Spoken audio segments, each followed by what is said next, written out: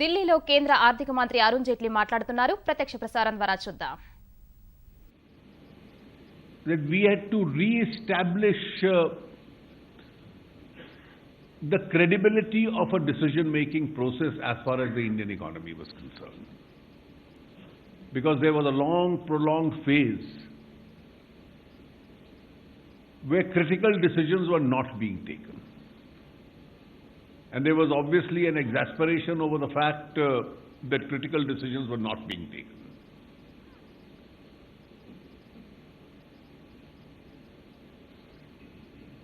For any government to function,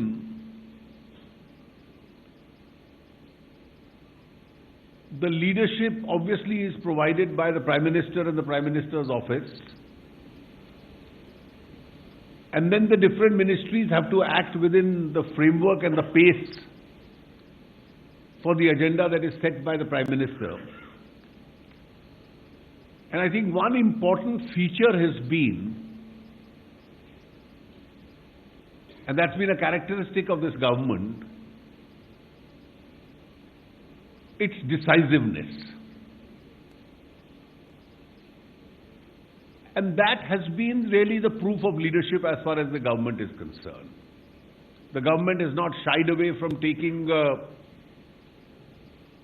necessary decisions. It's even being willing to take decisions where there is an element of a risk involved, as long as the government thought that the decisions are in larger national interest.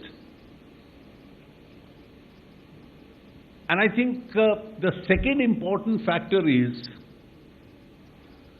that despite decisiveness, we have endeavored our best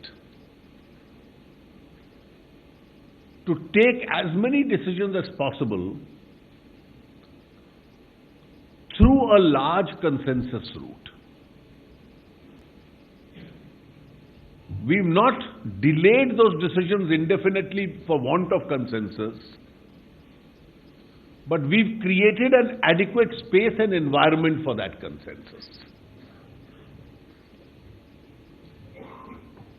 And if you look at some of the important directional decisions,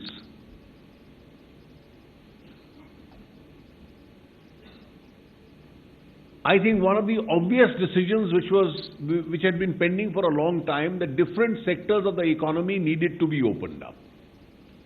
They needed to be opened up because you needed a lot of foreign investment into the country, because foreign investment also is one of the important engines which Indian economy required for growth.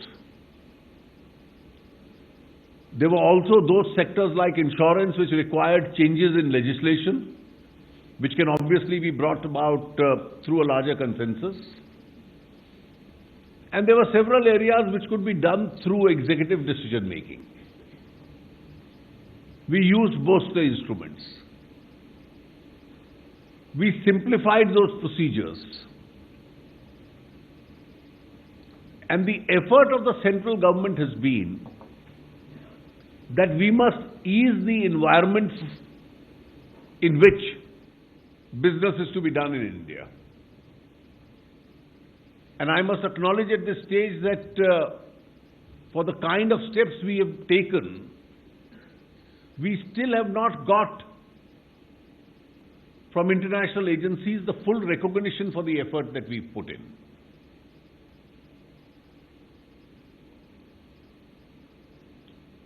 We learned from one experience of the last government, and that one experience was that vestige of too much discretion in the hands of the government can in the long run prove to be counterproductive. So the decisions with regard to coal mining, minerals, spectrum, where there was a lot of flexibility and discretion in governments, eventually led to finger pointing cancellation of contracts, disruption of business environment, and then the energies of the government being frittered away in trying to firefight. We learned from that experience,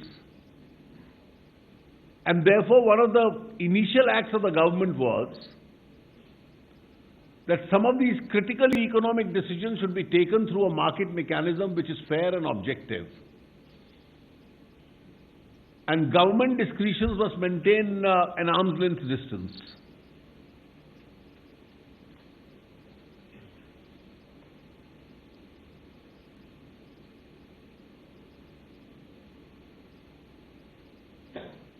Making sure that state support and subsidies reach the right people and therefore are rationalized has been discussed for decades but never implemented. We implemented that. There is still a lot of work in progress. The Aadhaar legislation has proved to be an important catalyst in that regard.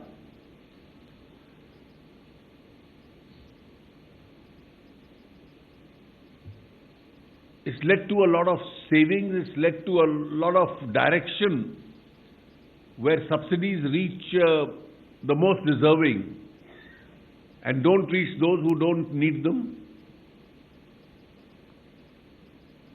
We are still in the process of executing our taxation changes. A lot of distance has been covered as far as the GST is concerned. It's again the consensus approach that we've been following. And one of the objects has been that since the GST Council is a federal decision-making process, and the manner in which it functions in the initial years will lay down a precedent for the future, rather than resort to votings and divisions on every small issue, we've been trying to discuss, rediscuss, prolong discussions and then reach a consensus. And so far, most of the major issues we've been able to resolve through that consensus. Only the last stages remain, and I do hope we are able to resolve that by a larger consensus also.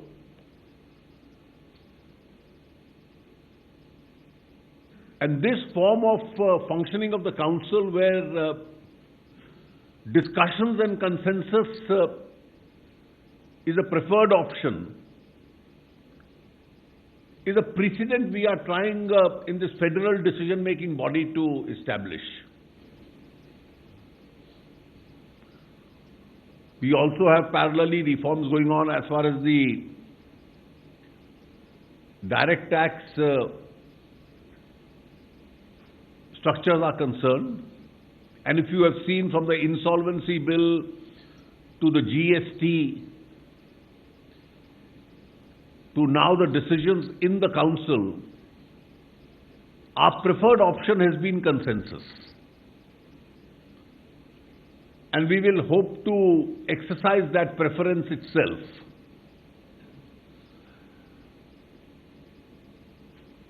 I'll just make one last comment before I leave it open to you.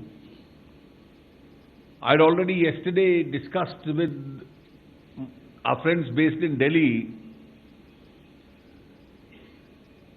the recent decision of the government to cancel as a legal tender the rupee 500 and rupee 1000 notes.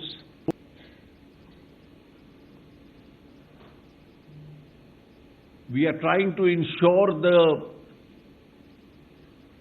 that at the earliest the requisite replacement currency is available with people.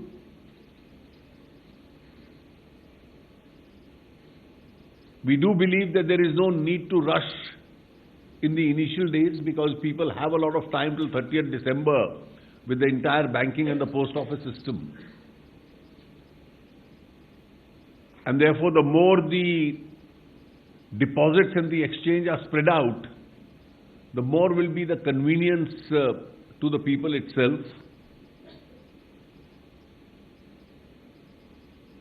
I had indicated yesterday that the banking department and the Reserve Bank have taken all necessary steps to keep banks open to the extent it is necessary, also open on the weekends, so that the number of people coming to the banks could be entertained. With regard to people making deposits in banks,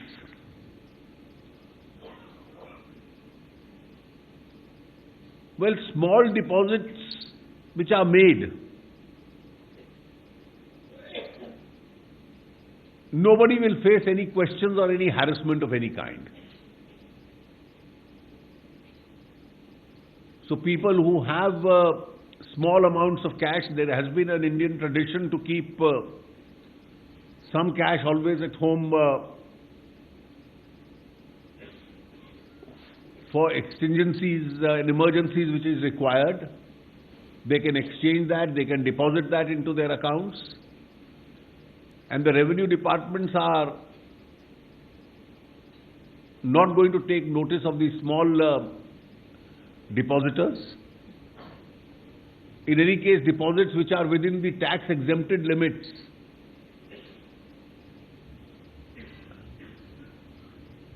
can always be made into the banking system without any questions being asked. It's only those who have large amounts of undisclosed monies who will have to face the consequences under the tax laws itself. And you already have the tax laws in place. Nothing new is intended. And under all our existing laws, whatever accountability they have, they will have to face that accountability.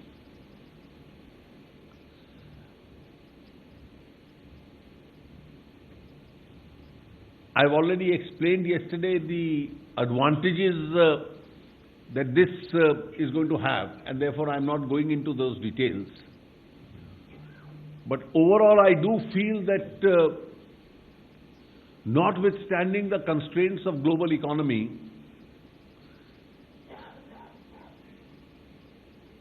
on our own intrinsic strength within those global limitations, we are doing reasonably well. This year, both tax collections have been reasonably good. Half year having passed by, the public expenditure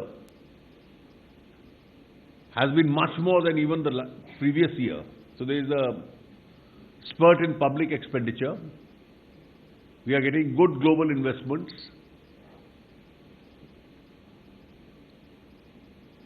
And local demand also is picking up.